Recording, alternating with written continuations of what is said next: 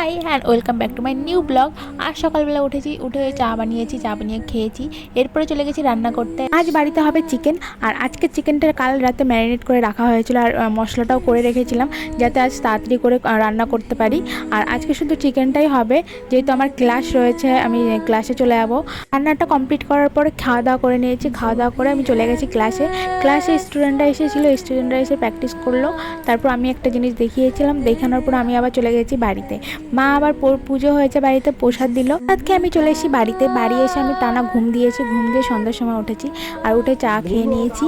আর এরপরে রাত্রে হয়েছিল ঝড়। এই ঝড়ে রাত্রে অনেক আম পড়েছিল, তাই আমি ওকে বললাম যে চলো একটু আম কুড়াবো।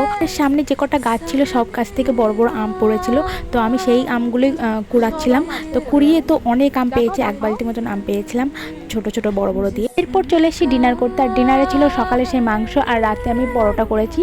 তো খেতে সত্যিই খুব সুন্দর লেগেছে। তো ভিডিওটা এই পর্যন্তই। ভালো লাগলে অবশ্যই একটা লাইক করে দিও। চলো বাই বাই।